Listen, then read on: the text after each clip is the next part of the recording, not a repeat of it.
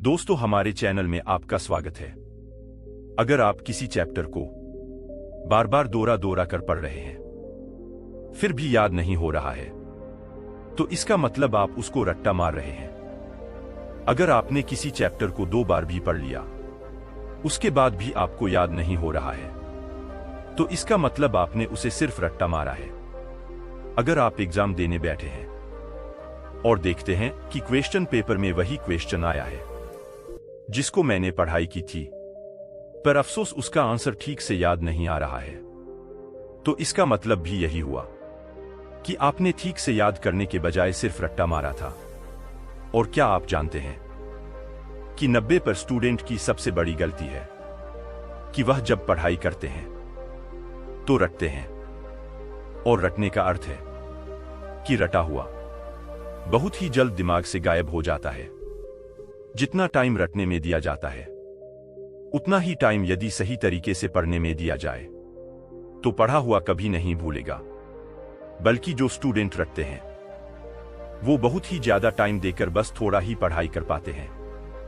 अर्थात सीधा सीधा मतलब है कि रटने में टाइम भी बर्बाद होता है और याद भी नहीं रहता है।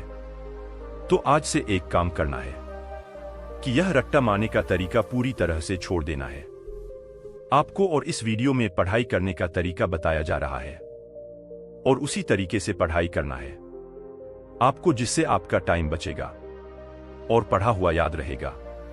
फिर जब आप एग्जाम देने जाओगे तो भूलोगे नहीं, बल्कि सभी क्वेश्चन के आंसर को आप अच्छे से लिख पाओगे और आपके मार्क्स भी बहुत ही अच्छे आएंगे। पढ़ने का सही तरीका बताने से पहले आपसे निवेदन करता हूं कि आप हमारे मेहनत से बनाए गए इस वीडियो पर लाइक, शेयर, कमेंट, सब्सक्राइब करके हमें सपोर्ट कीजिए और वीडियो पूरा जरूर देखिए, क्योंकि अधूरा वीडियो देखकर पूरा ज्ञान नहीं मिलता है। Number 1, study with in open mind. मान लो कि आपके पास तेज धारदार चाकू है और कोई व्यक्ति आपसे कहे इस चाकू से किसी मजबूत पत्थर को आर पार करना है। क्या आप उस चाकू से पत्थर को आर पार कर पाएंगे? नहीं ना। एक और उदाहरण देता हूं। मान लो कि आपके साइकिल का चक्का गोल नहीं है, चक्का गोल होने के बजाय वर्गाकार है, मतलब 4 कोण वाला चक्का है। तो क्या अब वह साइकिल चल पाएगा? दौड़ पाएगा? नहीं ना। जिस तरह पत्थर में चाकू अंदर नहीं जा सकता, जिस तरह 4 कोण वाले साइकिल को आप नहीं चला सकते, उसी तरह पढ़ाई करते समय यदि दिमाग खुला ना रखा जाए तो पढ़ा हुआ दिमाग के अंदर नहीं घुस सकता। फिर चाहे आप बुक को कितना भी रट्टा मारो, लिखो, बार बार पढ़ो, आपका केवल समय ही नष्ट होगा। आज से आपको क्या करना है, जब भी पढ़ने बैठते हो तो 2 मिनट लंबा और गहरा श्वास लिया करो। उसके बाद खुद को आत्म सुझाव दिया करो। आत्म सुझाव का मतलब होता है खुद से बातें करके अपने दिमाग को सही दिशा प्रदान करना। दिमाग को सुझाव दो कि मुझे अब सिर्फ पढ़ाई करना है। अधिकतर लोग पढ़ने बैठते हैं तो उनका दिमाग पढ़ने के लिए तैयार नहीं रहता है। कुछ लोगों का पढ़ने का मन बिल्कुल भी नहीं रहता है, फिर भी वे बुक पढ़ना शुरू करते हैं।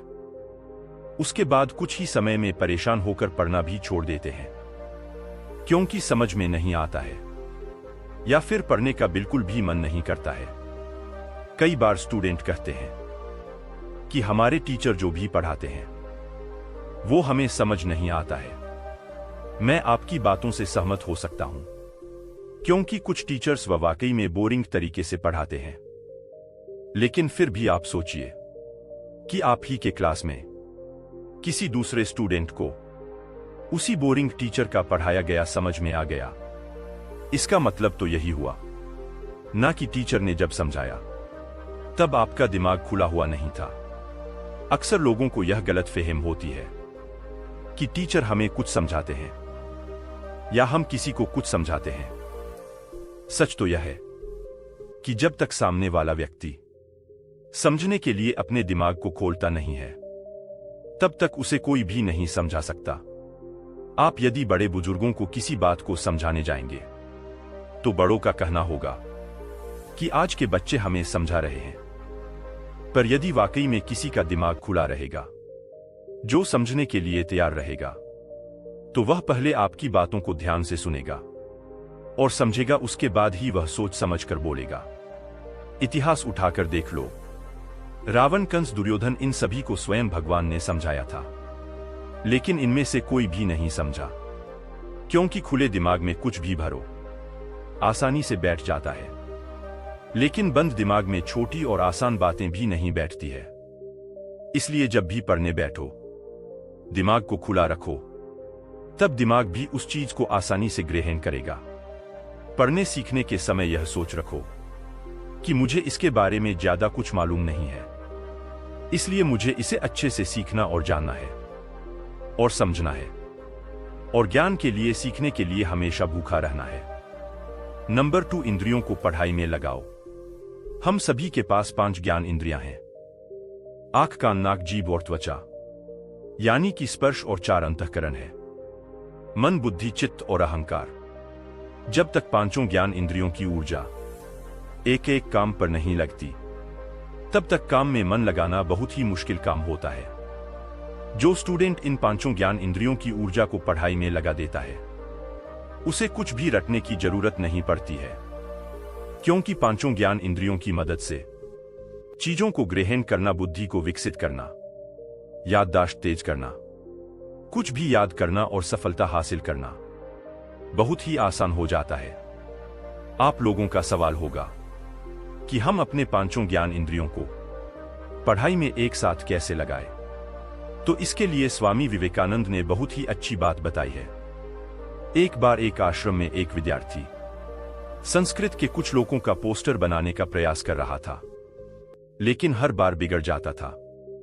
उसी आश्रम में स्वामी विवेकानंद जी ठहरे थे। जब विद्यार्थी ने स्वामी विवेकानंद जी को देखा, तो विद्यार्थी ने स्वामी विवेकानंद जी से कहा, मैं 2 घंटे से संस्कृत के श्लोकों का पोस्टर बनाने का प्रयास कर रहा हूं, लेकिन बार बार गलती होने के कारण मैं नहीं बना पा रहा हूं। स्वामी विवेकानंद विद्यार्थी की समस्या को समझ गए और कहा, एक साधारण इंसान 90 पर मानसिक जब व्यर्थ कर देता है, इसलिए लगातार गलती करता है।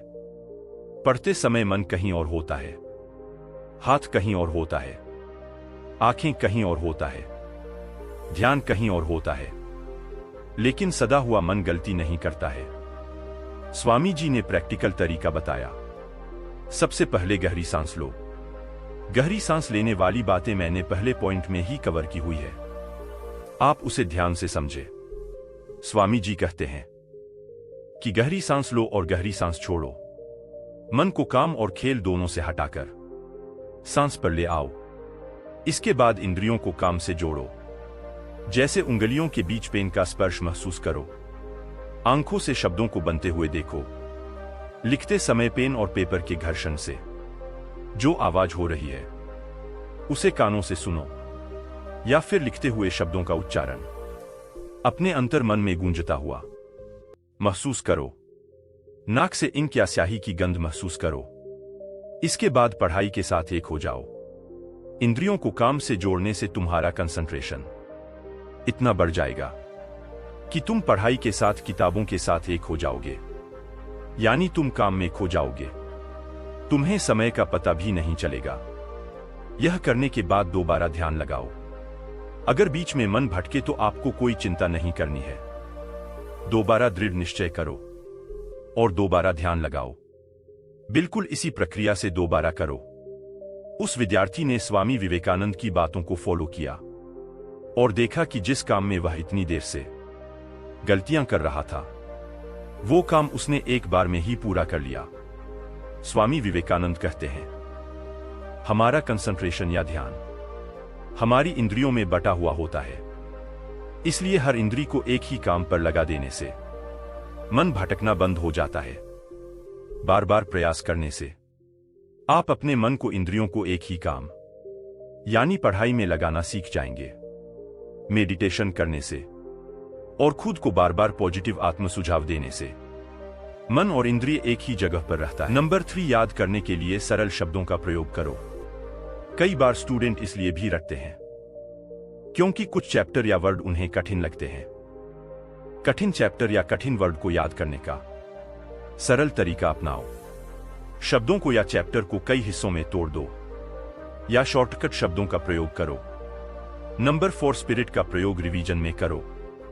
कई बार लोगों को गलतफहमी हो जाती है कि वो बार बार पढ़ाई कर रहे हैं, बार बार रटने में लगे हुए हैं। इसका मतलब वह रिवीजन कर रहे हैं, जबकि रिवीजन करने का और प्रैक्टिस करने का सही और असली मतलब तब सिद्ध होता है जब कोई विद्यार्थी अपनी पिछली गलती अगली बार ना दोहराए, जब हर बार की प्रैक्टिस में इंप्रूवमेंट दिखाई दे।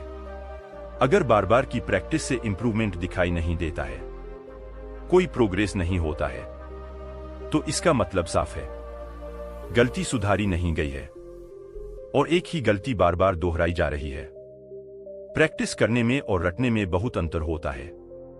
दोस्तों, हम सभी के अंदर एक स्पिरिट मौजूद होता है जो कभी फेल होना नहीं चाहता है। यही स्पिरिट और भावना एथलीट में, सोलिन मंक में, खिलाड़ी में मौजूद होता है। जब हम फिल्म भी देखते हैं तो उसमें भी यही दिखाया जाता है कि कैसे एक हीरो ताकतवर विलन को भी खत्म कर देता है। एथलीट और खिलाड़ी इतनी प्रैक्टिस करता है कि उसके मन में भी हार जैसे शब्द कभी आए ही ना, और वह अपनी हर कमी गलती को सुधार सके। अगर वह कभी एक खेल हार भी जाए तो दूसरी बार दोगुने जो उसके साथ मेहनत करता है, गलती सुधार है और जीत हासिल करता है। इन सभी एग्जाम्पल की तरह ही यदि आप अपने साहस से, अपने अंदर मौजूद स्पिरिट से लगातार बार बार प्रैक्टिस करेंगे और हर बार अपनी गलती सुधार कर दूसरी बार उसमें सुधार करके पढ़ाई करेंगे, तो पढ़ना और पढ़ा हुआ याद रखना बहुत ही ज्यादा आसान हो जाएगा और आपको बार बार रटना नहीं पड़ेगा। Number 5, to be curious not judgemental. पढ़ाई की बुराई करना या किताबों में, सवालों में, टीचर्स में कमी गलती निकालना आसान है, लेकिन जिज्ञासु बनकर हर एक चीज के लिए जानना, सीखना, समझना ये मुश्किल काम है। जिसके अंदर जिज्ञासा होती है वो बारीक से बारीक चीजों को जानने की, समझने की कोशिश करता है, जिसके कारण उसका ज्ञान बहुत गहराई तक पड़ता है। डीप से डीप जाकर बारीक बारीक पॉइंट को समझता है, और जिसे बारीक से बारीक पॉइंट समझ में आ गया हो उसे एक पर भी रटने की, याद करने की जरूरत नहीं पड़ती है, क्योंकि जिज्ञासु होने का मतलब आप हर चीज को जानने के लिए एक्साइटेड है, पढ़ने सीखने में इंटरेस्टेड है, और आप उसे खुशी खुशी कर सकते हैं। दोस्तों, जल्दी से एक बार सभी पॉइंट को अच्छे से रिवाइज कर लेते हैं। इस वीडियो की समरी जान लेते हैं। Number 1, study with in open mind. खुले दिमाग में ज्ञान जल्दी याद होता है, रखने की जरूरत नहीं होती। नंबर 2, इंद्रियों को पढ़ाई में लगाओ। अपने पांचों सेंस का इस्तेमाल उसी तरह करो जैसे स्वामी विवेकानंद ने स्टूडेंट को बताया था। नंबर 3, याद करने के लिए सरल शब्दों का प्रयोग करो। नंबर 4, स्पिरिट का प्रयोग रिवीजन में करो। Number 5, to be curious not judgemental. उम्मीद है कि यह वीडियो आपके लिए बहुत ही ज्यादा हेल्पफुल रहेगा। लाइक, शेयर, कमेंट, सब्सक्राइब करना बिल्कुल मत भूलना। हेल्पफुल लगा तो वीडियो को ज्यादा से ज्यादा शेयर जरूर करना। Wish you all the best दोस्तों। जय हिंद, जय भारत।